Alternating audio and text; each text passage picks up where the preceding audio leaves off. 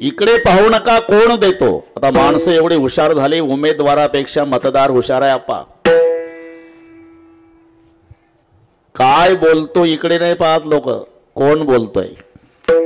अरे नाही तर भाषण करायला काय लागतं. संताची प्रमाण घेऊन भाषण रंगवता येतं. दारूबंदीवर दारू मुकावे मान दारूने अब्रू जायचे, दारू बहु दुर्गंधी दारूने धक्को खायचे, कहे दास करगरी नरक मो जायचे, दारू गांजा मत पे यारो अक्कल गुंग हो जाती, अपने कमर का दाम खर्च कर मुंह में मक्खी आती. टाळांचा कडकडा लोकांना वाटतं यांच्या भाषणानं आपलं गाव व्यसनमुक्तीच्या क्रमांकात नक्की पहिलं येणार.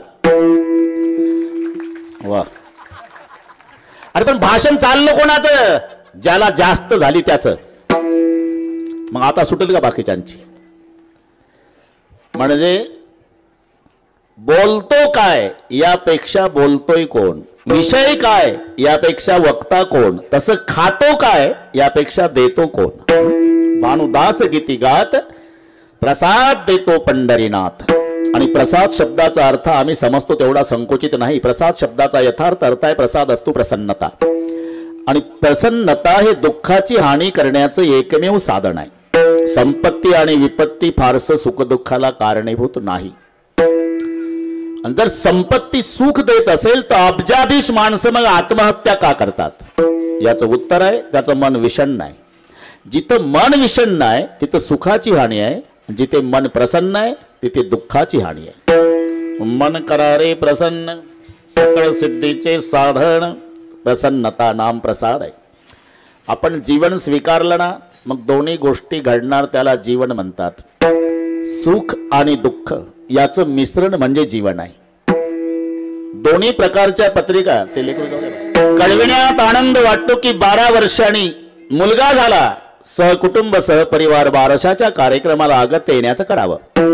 त्याला नाईलाजानं छापावं लागतं. कळविण्यात अत्यंत वाईट वाटते की पूजनीय पिताजींना देवाज्ञा झाली, आपण गोड जेवणाला यावं. हे दोन्ही घडतं त्याला जीवन म्हटलं जातं. तुम्ही पहा सकाळी पांढऱ्या कापडामध्ये गुंडाळलेलं प्रेत चौघांनी खांद्यावर घेतलं, पुढचं मडकं धरून चाललंय, मागचा समाज रडत निघाला. प्रेत यात्रा. त्याच दिवशी त्याच रस्त्यावर रात्री 8:30ला एक नवरदेव घोड्यावर बसतो आणि तरणी बांडपोरं डीजेच्या तालावर डिस्को नाचतात. असं जीवन आहे. उधर कोई रो रहा इधर कोई गा रहा, उधर एक जनेजा उठा जा रहा तो इधर एक दूल्हा घोडे चढ रहा. सुख आणि दुःख याचं मिश्रण म्हणजे जीवन आहे. म्हणून ज्या दिवशी मनाविरुद्ध घटना घडतात मावल्यांनो, त्या दिवशी रॉकेल ओतू नका, कोरड्या विहिरीत विड्या टाकू नका, रेल्वेच्या रुळावर झोपू नका, रोगोडची बाटली घेऊ नका. मन प्रसन्न करा. अरे प्रसन्न होईल कशानं? वजाबाकीनं. वजाबाकी म्हणजे थोरा मोठ्याच्या दुःखाची यादी डोळ्यापुढे आणा. शिबिदतीचे हरिचंद्र नरेसा सहे धर्महित कोट कलेसा, रमते देव कले रूप सुजाना, परम धरेव सह संकट नाना. त्यांच्या मानाने एक नया पैसा दुःख आपल्या जीवनात नाही. म्हणून मन करा रे प्रसन्न. आणि प्रसन्नता हे प्रसादे सर्व दुःखानाम हानिरशोपजायते, उलट विषादे सर्व सुखानाम हानिरशोपजायते. सर्व सुखाची हानी विषण्ण चित्त करते, तर दुःखाची हानी हे प्रसन्न चित्त करते. आणि प्रसाद फक्त दोघच देतात. जीवाच्या दुकानात प्रसन्नता नावाचा माल शोधून सापडायचा नाही. पुरीजी बदाम खातं, काजू खातं, बेदाना, तरी चेहऱ्याकडे पाहून शंका येते याच्या घरात वाईट घटना घडली. विचारता क्यों रोते जी? कौन? आप? मैं नहीं रोता. फिर मेरी सूरत ही वैशी, फुडिली गोवरी तैसा दिसे तोंडावरी. प्रसन्नता दोघाकडे आहे, संताकडे अथवा भगवंताकडे. म्हणून आतापर्यंत प्रसाद दिल्याची प्रमाणही दोन तुमच्या लक्षात आहे. आता हे एक होऊन गेलं. भानुदास गीती गात प्रसाद देतो पंढरीनाथ, या प्रमाणावरून प्रसाद दिलाय तो भगवंताने. दुसऱ्या प्रमाणावरून एकची टाळी झाली, या प्रमाणावरून प्रसाद दिलाय तो संताने. आपलं भाग्य आहे नरदेह मिळाला, भारतात मिळाला, महाराष्ट्रात मिळाला, साधू संतांच्या नंतर मिळाला. संत काकुळतीला येऊन सांगता, बाबा रे, अरे उभं आयुष्य पिठलं न भाकरी खाण्यातच घालवण्यापेक्षा देवाच्या प्रसादे करारे भोजना, देवाच्या प्रसादे करारे भोजना, देवाच्या प्रसादे करारे भोजना,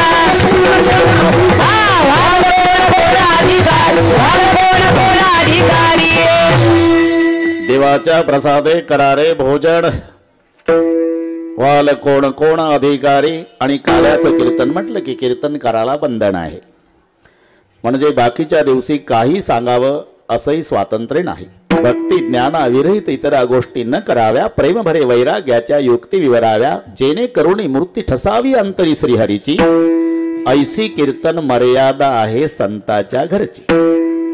पण त्यातल्या त्यात काल्याचं म्हटलं चरित्र ते उच्चारावे, चरित्र ते उच्चारावे केले देवे गोकुळी. भगवान श्रीकृष्णजींनी गोकुळामध्ये जे चरित्र केलं त्याचं उच्चारण काल्याच्या कीर्तनात करायचं आहे, आचरण नाही, उच्चारण. मला काही जमलं नाही बाबा संतोष पाटील, ते अवघड चरित्र आहे. आमचं एकदम सोपं आहे. 2च पार्ट्या, इकडे रामाची तिकडे रावणाची. 7 नावं पाठ करायचे की रामायण झालं. राम, लक्ष्मण, भरत, शत्रुघ्न हे 4 भाऊ, रावण, कुंभकर्ण, बिभीषण. बस बोला पुंडलिकावर. यांचं एवढं किचकट आहे, कोणाचा कोणाशी नगडस. पुन्हा हे सरळ आहे, नावापासून विरोध आहे दोघांमध्ये. राम शब्दात एकही जोड अक्षर नाही, कृष्ण शब्दात एकही सरळ नाही. ते त्यांनी केलं सरळ, बरोबर. कला अर्धा र आहे, नला अर्धा श आहे, असा वेल्डिंग केला आहे. कृष्ण, राम सरळ आहे. जन्मापासून विरोध आहे. रामाचा भर दुपारी, त्याचा अर्ध रात्री. हे शुद्ध पक्षात, ते वद्यात, हे उन्हाळ्यात, ते पावसाळ्यात, हे चैत्रात, ते श्रावणात, हे नवमीला, ते अष्टमीला, हा राजवाड्यात न तो येरवड्यात सेंट्रल जेलमध्ये. याच एक बाणी, एक पत्नी, एक वचनी. त्या बाबाचं अनेक बाण्या, पुढचं तर पाठच आहे तुम्हाला, 7 दिवस तेच ऐकलं ना. अनेक पत्न्या, अनेक वचन. म्हणून अनेक बाण्या, अनेक पत्न्या, अनेक वचन. या चरित्राचं उच्चारण, एक बाणी, एक पत्नी, एक वचनी, या चरित्राचं आचरण. चरित्र ते उच्चारावे, आचरावे नाही. आणि सर्वांना पाठ आहे, आता आमच्या संतोष बाबांनी सांगितलेलं आहे.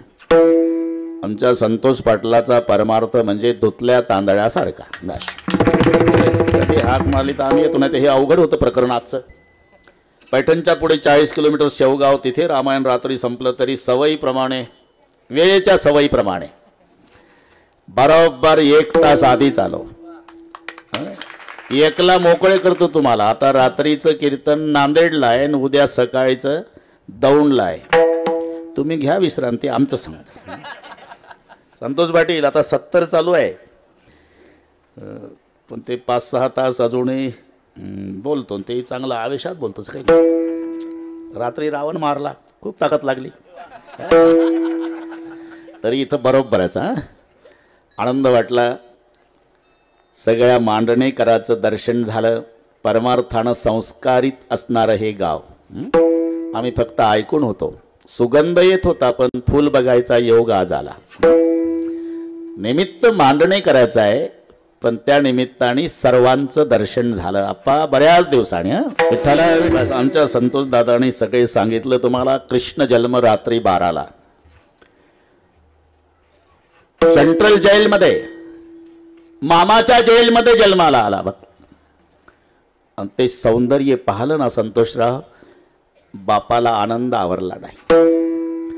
तुझी निधडी कोटी सौंदर्य पाहिलं, आवरला नाही आनंद. वसुदेवानं मिठी मारली आप्पा.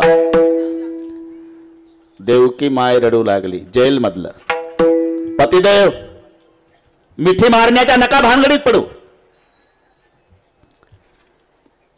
अहो त्या गेटच्या पुढचा तो दगड बघा. माझ्या भावानं एक एक लेकरू तंगडे धरून फिरवलं, नाळे फोडतय तसं डोकं फोडू फोडू मारलं. 6 मारले ना.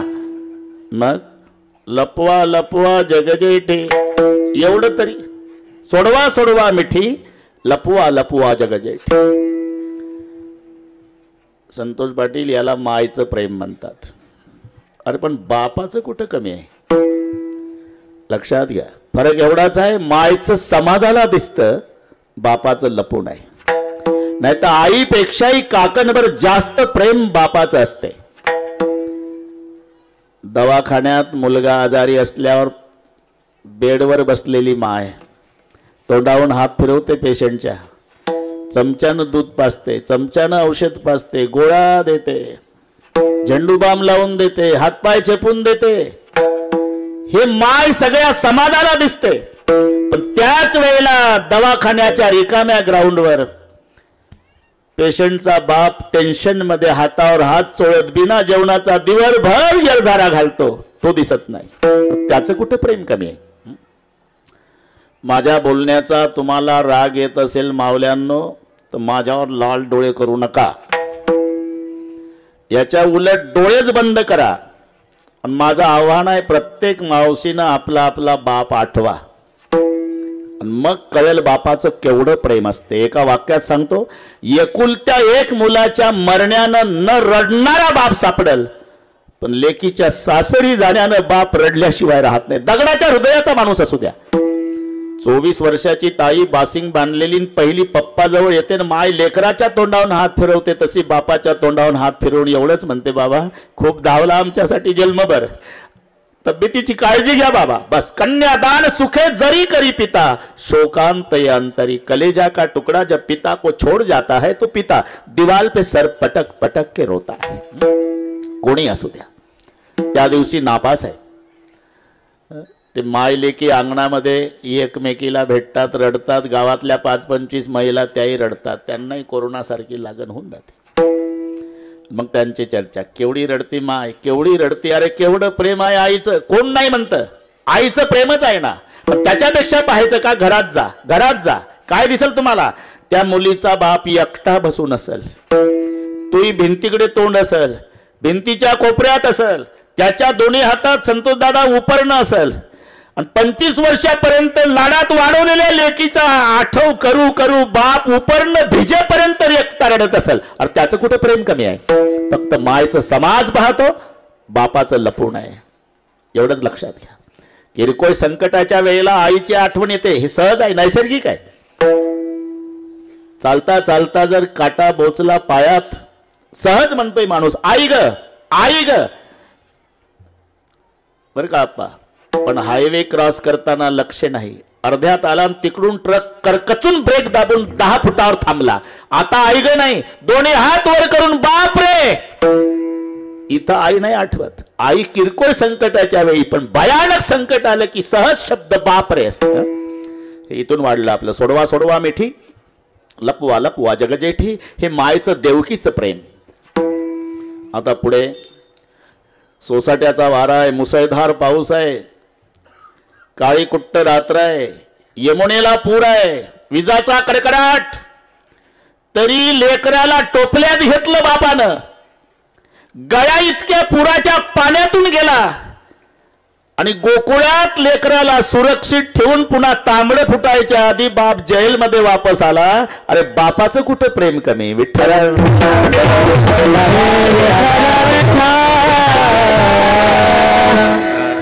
अजून थोडंसं रामायणात जाऊ बरं का. आपा तुम्ही ऐकलेला आहे, पाठ झालाय तुम्हाला. मी आईचं आणि बापाचं याकरता सांगतो. सुमंत प्रधानाने 6व्या रात्री रथ वापस नेला. संतोष पाटील तुम्ही शिल्लोडला नियोजक होते, तुम्ही ऐकलं तर काही सांगायची गरज नाही. रात्रीचे 12 वाजलेले. माय कौसल्याने विचारलं, आणलं माझ्या रामाला? रडायला लागला सुमंत. अश्रूनच उत्तर मिळालं आईला, रडू नको बाबा, मी रामाची आई आहे आणि आईच्या नात्यानं माझा एक प्रश्न आहे सुमंता. बोला आई साहेब. 6 दिवसापूर्वी माझ्या रामाला गुरुजी वसिष्ठनी सांगितलं होतं, रामा उद्या राज्याभिषेक आहे का तुझा? नियम आहे, आज जेवायचं नाही, झोपायचं नाही, दरबारच्या आसनावर बसून राहायचं. ए पोरी, ते चाललं तिचं लिखाण काय चाललं.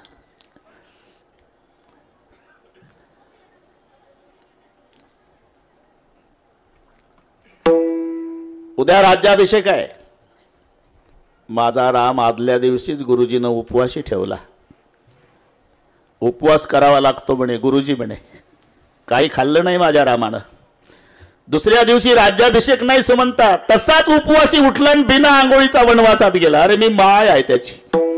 आईच्या नात्यानं माझा एक प्रश्न आहे बाबा, काही खाल्लं होतं माझ्या रामानं? तुम्ही पहा अप्पा, किती मोठं व्हा तुम्ही, किती मोठं व्हा, तरी आईच्या दृष्टीनं तुम्ही तिचं बाळ असता. आणि हा एवढा तुम्ही भाग्यवान आहे संतोष दादा. घरी आल्यावर चौघाचे 4 प्रश्न असतात. पहिला प्रश्न बाप विचारतो, मग मुलगा विचारतो, मग बायकोन, शेवटी आई. तुमचे अनुभव आहे. कमाई करून आला की बाप विचारणार कितना कमाया, मुलगा विचारतो कितना बचाया, बायको विचारते कितना लाया, आणि शेवटी माय बेटा कुछ खाया. हे एकच पात्र आहे जगात तुमच्या जेवणाची चौकशी करणार, एकच पात्र आहे.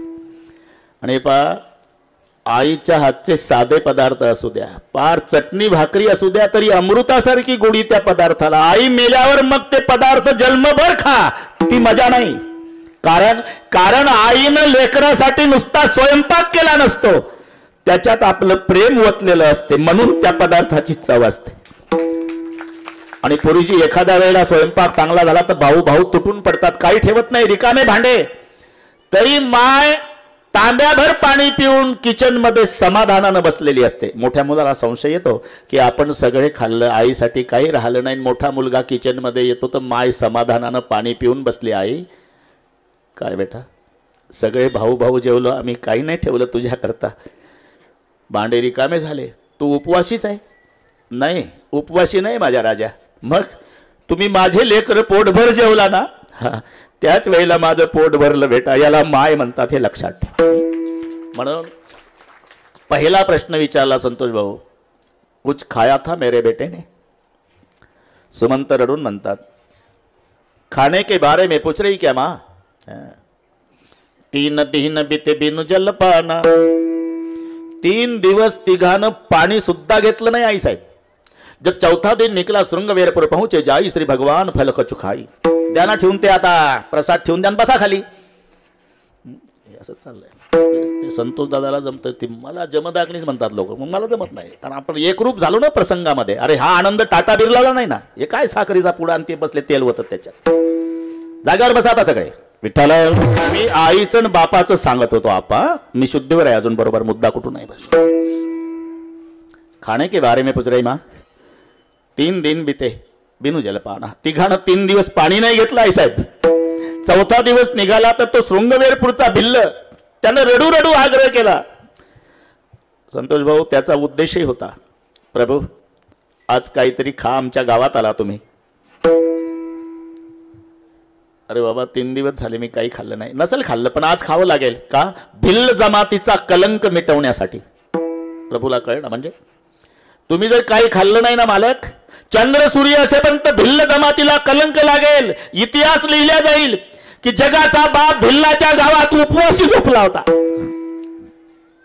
आणि जर काही खाल्लं ना मालक, तर आमच्या जगातल्या भिल्लांचा गौरव वाढेल. इतिहासवाले लिहितील 3 दिवस जगाचा बाप उपवासी होता, पण भिल्ल जमातीने काही खाऊ घालून झोपवला होता.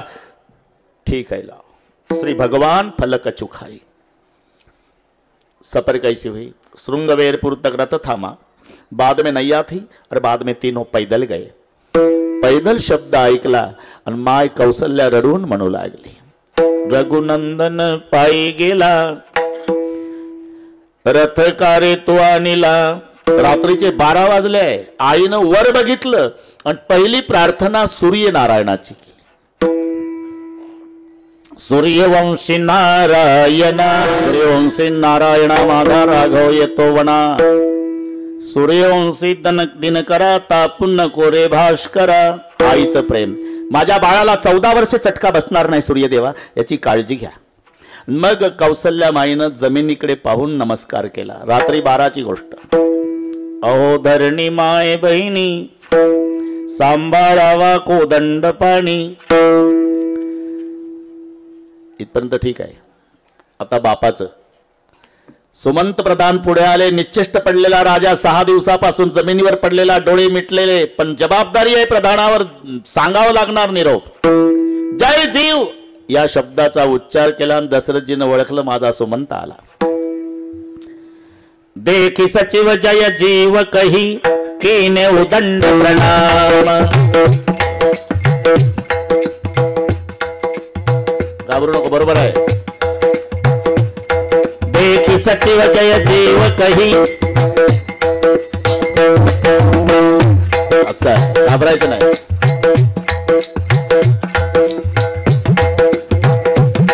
देखी सचिव जय जीव कही कीने उदंड प्रणाम. सुनत उठ्या कुलमुखती, खड़े हो गए. कहो सुमंत राम सियावर रामचंद्र. असं केलं की एकदम कट करून टाकायचं. तारकन उठले. लाया मेरे राम को, 14 साल के पहले कोई नहीं आएगा और किसी को नहीं लाया सरकार, किसी को नहीं लाया. परिणाम राम राम कही राम, राम राम कही राम. तनु परिहरी रघुवर विरह, राहू गये सुरधाम. 6 वेळा रामाचं नाव घेऊन राजा दशरथानं प्राण सोडला. दृष्टांत संपला. आपा माय कौशल्येचं प्रेम तिनं रामासाठी हंबरडा फोडला. बापाचं दशरथाचं प्रेम त्यानं लेकासाठी प्राण सोडला. कोणाचं कमी वाटतंय तुम्हाला? इथून वाढलं आपलं सोडवा सोडवा मिठी. इथून गेलो आपण तिकडे अयोध्या. लपवा लपवा जगजेठ. आणि पुन्हा घाई करा, घाई, उशीर लावू नका.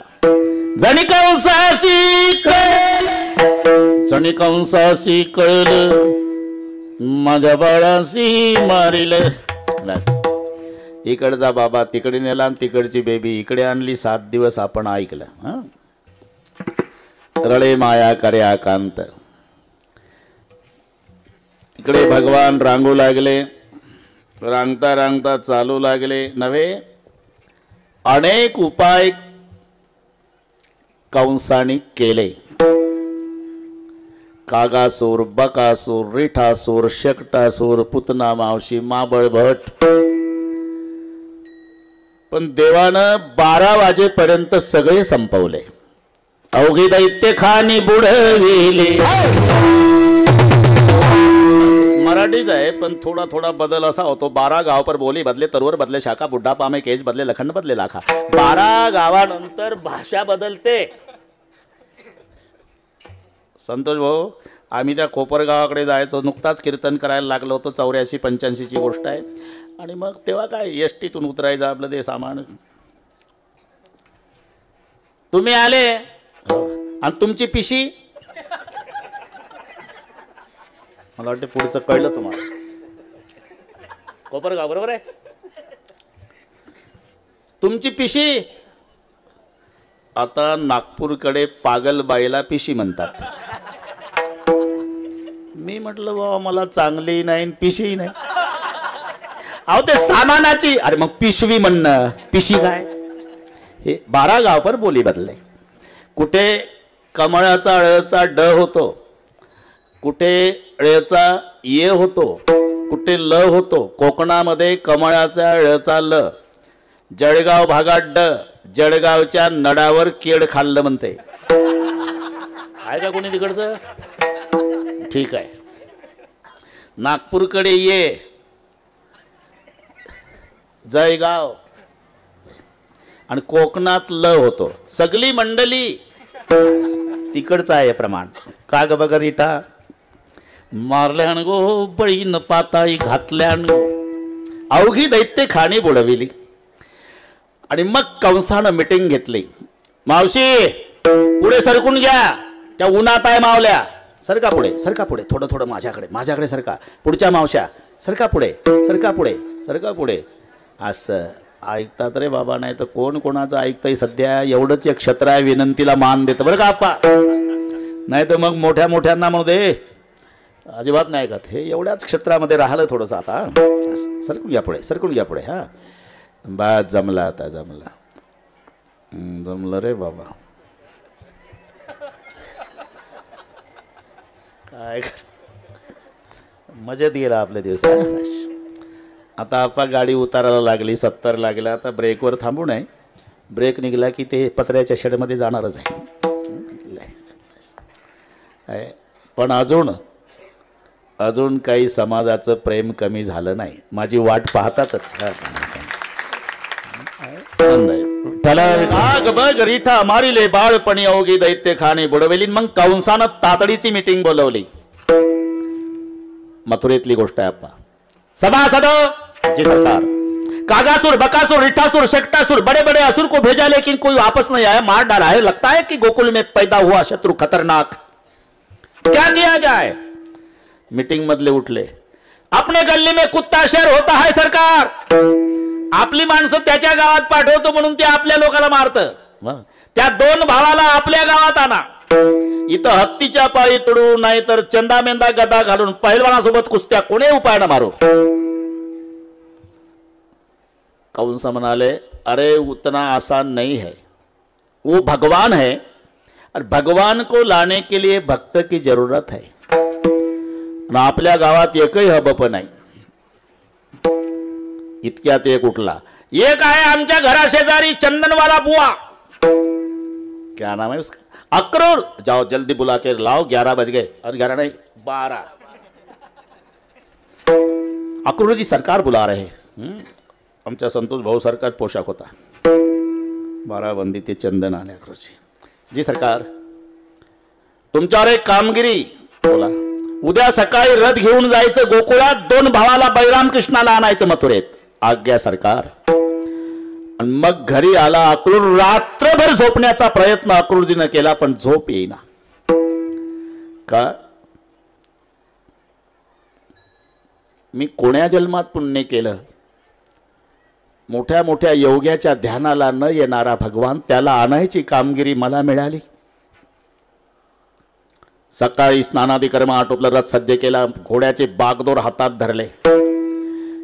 घोडे रथ ओढतात आपा, पण अक्रूरजीचे डोळे बंद आहे आणि डोळे मिटून चिंतन चाललेलं आहे. आजी होईल माझ्या जन्माचे सार्थक चालू आहे. रथ निघाला. आजी होईल माझ्या जन्माचे सार्थक, वैकुंठ नायक पाहिन मी. असं करीत करीत रथ यमुनेच्या काठापर्यंत आला. गोकुळात रथ थांबला. का थांबला म्हणून अक्रूरजीनं डोळे उघडले आणि पुढचं दृश्य पाहिलं. संतोष पाटील, काय दिसलं? खळखळ खळखळ खळखळ वाहणारी यमुना, हिरवीगार दाट झाडी, पलीकडे सुंदरसं वसलेलं गोकुळ. हे दृश्य पाहिलं. अक्रूराच्या मुखातले शब्द निघाले. धन्य हे यमुना, धन्य हे गोकुळ, वृक्षादी सकळ धन्य धन्य, धन्य या गोपिका, धन्य हे गोपाळ. अक्रूराच्या मुखातले शब्द आहे. धन्य हे यमुना, धन्य हे गोकुळ, वृक्षादी सकळ धन्य धन्य, धन्य या गोपिका, धन्य हे गोपाळ, पक्षादी सकळ धन्य धन्य, धन्य गोवर्धन, धन्य वृंदावन, नंदाचा नंदन क्रीडत असे. पण देव दिसेना. कारण देव सकाळी गायी घेऊन गेले होते आणि अक्रूरजी 12ला आले होते. पण अक्रूरानं बघितलं, शंख चक्र गदा पद्म चिन्ह उठलेल्या पाऊल खुणा. बस आता देव मांडण्यात नाही. देव गाय घेऊन गेला. आपण दिवसभर इथंच थांबावं म्हणजे सायंकाळी एकट्याला दर्शन होईल. म्हणून अक्रूरजीनं निर्णय घेतला. गायीच्या मागे कृष्णाची पाऊले, अक्रूरे घातले लोटांगड, गडबडा लोळे भूमीवरी, ब्रह्मादिकासी दुर्लभ येथील माती उचलून हाती मुखे घाली. हा दिवसभर कार्यक्रम चालला. घाबरू नका, फार लवकर झालं सुरू. अरे मोठ्या मोठ्या ठिकाणी बरं का, आपण नाव सांगत नाही, लाईट गेल्यावर जनरेटर सुरू होत नाही. 10 मिनिट झाले तरी. अरे बोल जनरेटर आहे म्हणता ना. आहे म्हणे बाबा, पण डिझेल नाही. मग डिझेलला कुठं गेलं? ते भोकरदनला गेलं. भोकरदन डिझेल कधी येईल? संध्याकाळी. मग करा काला. यांनी अर्ध्याच मिनिटात सुरू केल्याबद्दल पुन्हा धन्यवाद तुम्हाला. विठ्ठल.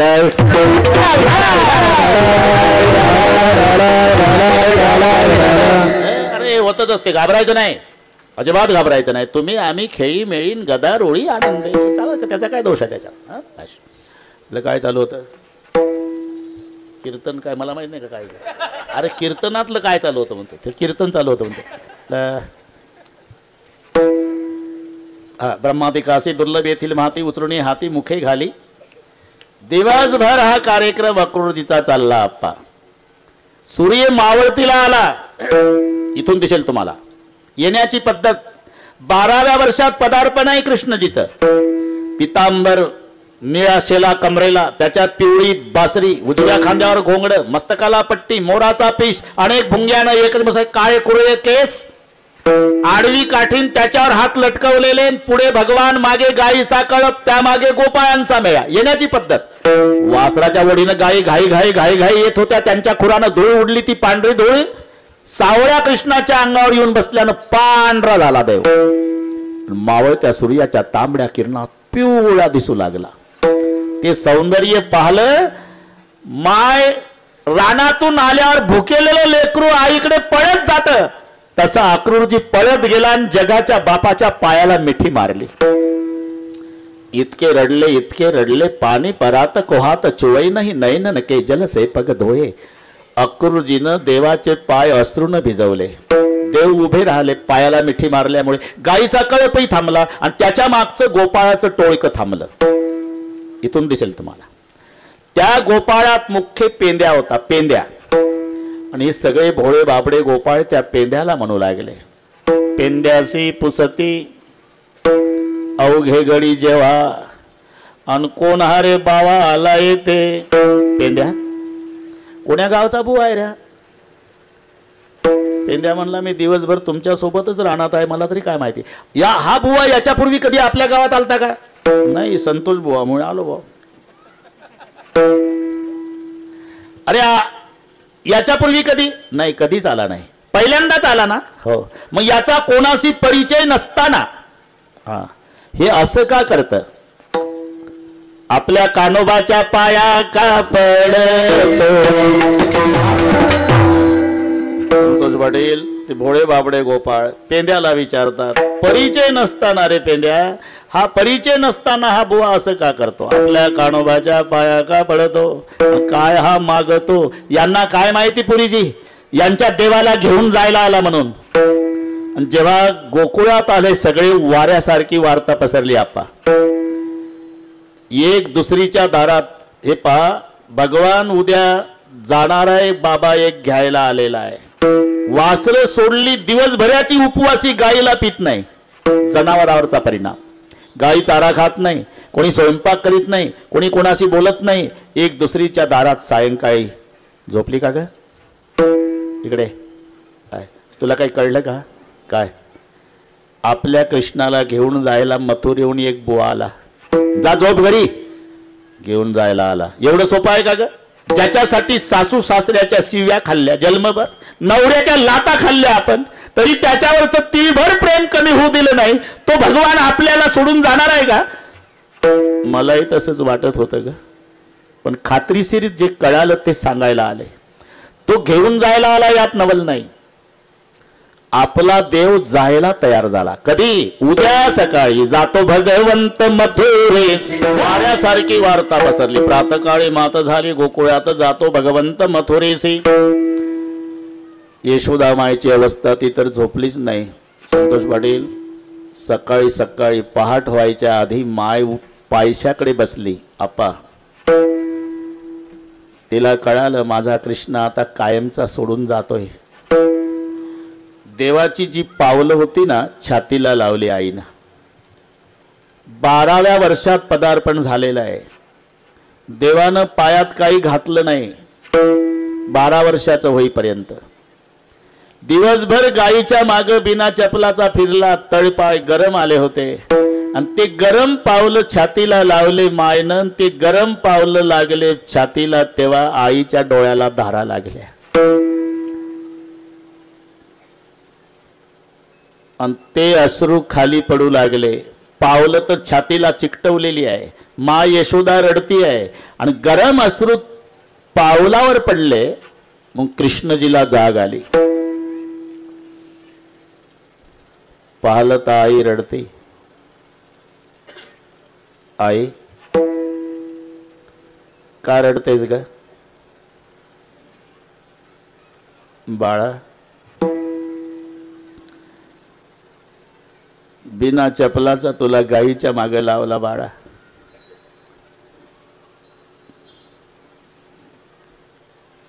तू मला कायमचा सोडून जाणार आहेस. आईचे अश्रू पुसले देवाना. तुझा दोष नाही बेटा, माझंच नसीब फुटका आहे. तयारी झाली, रथ सज्ज झाला. बलराम दादा आणि कृष्ण भगवान रथात विराजमान. नंद पाटिल आले. कान्हा, मैंने आपको पहचाना नहीं था बेटा, तो दुनिया का बाप मेरा बेटा बन के आया था गोकुल में. अज्ञान की भांति पिता के नाते कभी ताड़न किया होगा लाला, तो पिता बेटे को आशीर्वाद देता है, लेकिन तुम्हारा पिता क्षमा मांगता है. कान्हा, मुझे क्षमा करो. बाप रडतोय. माँ यशोदा गळ्याला बिलगली.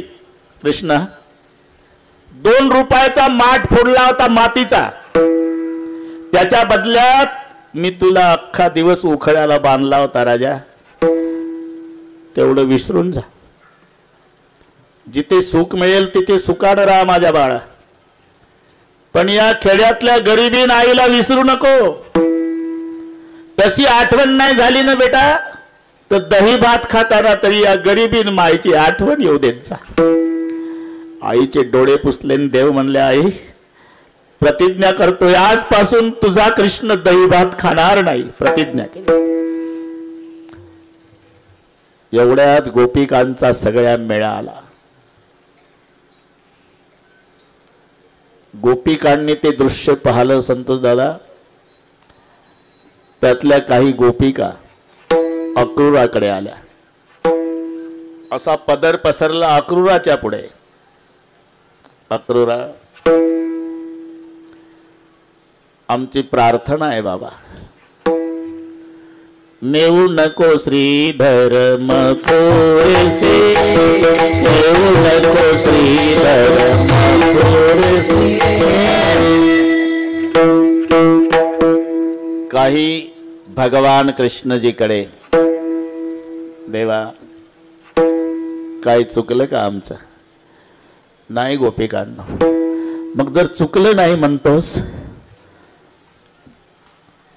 मग आमा सोडून या कैसा तू रे जासी, आमा सोडून या कैसा तू रे जासी, तुझं विना पिसी आम्ही सर्व. पुन्हा काही अक्रूराकडे आल्या. अक्रूरा, अरे कोण्या ब्राह्मणानं नाव ठेवलं तुझं? अक्रूर नव्हे बाई, मोठा एक क्रूर. नॉमी निरंतर क्रिया ऐसी. इथपर्यंत मजल गेली. चांडाळा,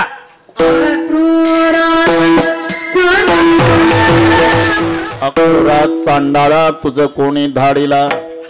का घात करू आलासी वदिसी सकळ्या. सगळ्या गोपिका रडायला लागल्या.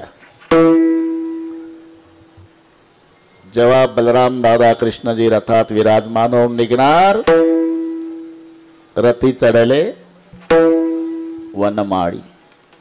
आकांत गोकुळी, भूमी पडल्या व्रजबाळी, कोण त्या सांभाळी. इतक्या रडल्या अप्पा, नयनीच्या उदकाने भिजली धरणी, जमीन भिजली अश्रूना. देव म्हणाले, अक्रूर काका, ती माझी माय रडते ना यशोदा, ते सहन होतंय मला. माझा बाप रडतो, तेही सहन होतं. पण ज्यांनी नवऱ्याच्या लाता खाल्ल्या पण माझ्यावरचं प्रेम कमी होऊ दिलं नाही, या गोपीच्या शोकासी न पहावे मजसी. मग काय करू देवा? वेगी हाक रथासी. वेगी शब्द आहे. वेगी हाक रथासी. अक्रूरजी म्हणाले, वेगी का? थोडं सावकाश गेलं तर नाही चालत? नाही चालत काका, कारण वेगी हाक रथासी. अहो घाई नका, सावकाश जाऊ. नाही का? पुढेही बहुत करण्या. आता गोकुळातला कार्यक्रम संपला काका, आता मथुरेतला सप्ताह सुरू करायचा आपला. पुढे बहुत करणे आहे. काय झालं असेल? संतोष महाराज, मांडणे गावात 7 दिवस तुमची भागवत कथा आणि कीर्तन काय. आज शेवटचा दिवस. संयोजक मंडळी वाटे लावतात बुवा लोकाला काला झाल्यावर बरं का आपा. आता करमायचं नाही महाराज. पंढरपूर वाटत होतं आमचं गाव. काकडा हरिपाठ पावल्यावर आणि पुन्हा कीर्तन जागर भागवत कथा. करमायचं नाही महाराज. नाही पा आम्ही प्रापंचिक लोक आहे महाराज. तुमच्या सेवेमध्ये कमी पडलो असेल तर आम्हाला क्षमा करा. बुवा लोक म्हणतात बाबा तुम्ही तुमच्या लेकराकडे लक्ष दिलं नाही एवढा आम्हाला सांभाळलं. आमच्यात काही अपराध घडला असेल तर तुम्ही मायबाप आमचे अपराध पोटात घाला.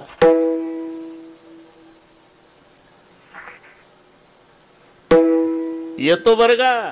बुवा लोक गायनाचार्य असेल भागवतकार असेल गावकरी रडतात. आता करमायचं नाही महाराज.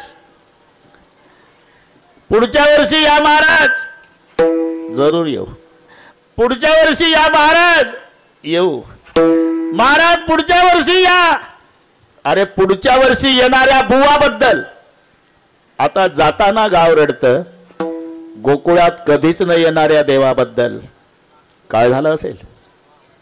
आकांत गोकुळ 4-5 पावलं टाकले असेल घोड्यानं. ते एकत्रित खेळलेले गोपाळ धावले. पेंद्या वाकड्या बोबड्या सुदाम्या श्रीदाम्या मधुमंगल कृष्णा उडी टाकली. देवानंद सगळ्याच्या गळ्याला बिलगू बिलगू रडले. कृष्णा तुझ्यामुळे सहन करत होते गाववाले. आता आम्हाला बदलून काढतील बाबा. कब आओगे काना. अरे काना कब आओगे. रोना नहीं परसों आऊंगा. परसों बोल के गया बरसों बीत गए तो भी नहीं आया. श्री कृष्ण चंद्र मथुरा को गए हैं.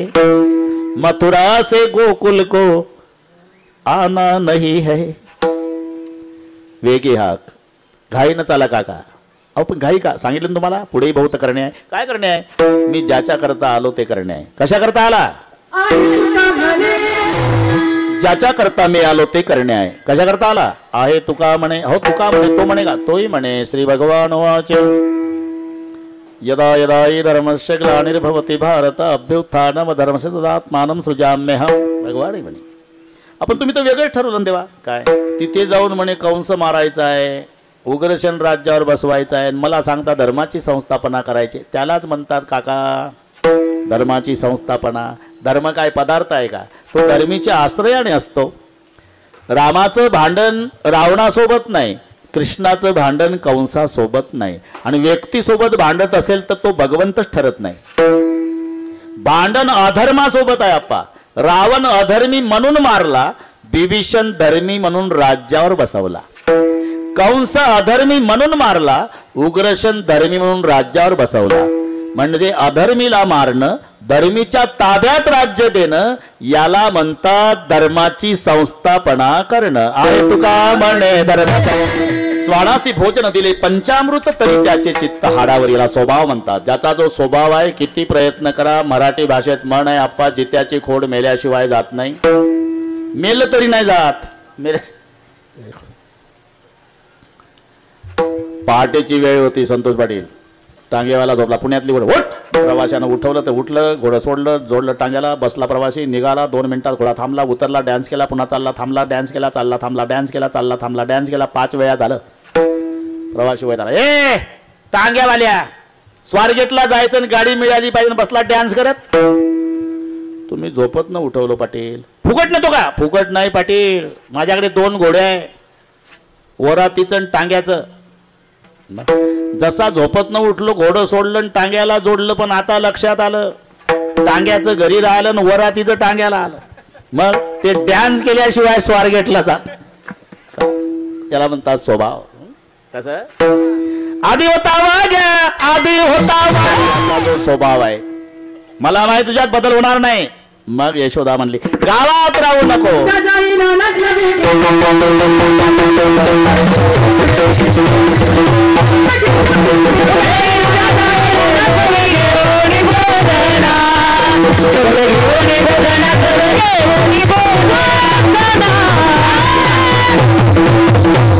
उद्या जाई राणा सवे घेऊन गोधना पूर्वीचा काळ. उंच मानेनं गवत तोडजा रवंत बसायचा. सांगितलं जेवायला यायचं नाही रे, शिदोऱ्या घ्या. शिदोऱ्या घेऊन निघाले सगळे. गोपाळ खेळात रममाण झाले. ठिकाणी देवा 8 दिवस झाले, आता काय खेळण्यात मजा आहे. तुका म्हणे आता खेळ मोडावा परता, कारण खांदी भार पोटी भूक, काय खेळायचे सुख. पुरीजी सर्वानुमते निर्णय झाला. झाली आता वेळ म्हणतो सोडलेल्या मोठाजीचा दहिकाला. गोमटान सर्वांच्या मध्यभागी उभे राहून काला वाटतात भगवान श्रीकृष्ण. त्या प्रसंगाचं वर्णन शुकाचार्य करतात. बिभ्रत वेणू चठरपटयो शृंगवेत कक्षे वामे पाणो मसून कवनम तत्फलांगुलिशो तिष्ठन मध्ये स्वपरी सरदो हासवरी स्वर्ग लोके मिच्छन्ति बुभुज यज्ञ भुग्बाल केली.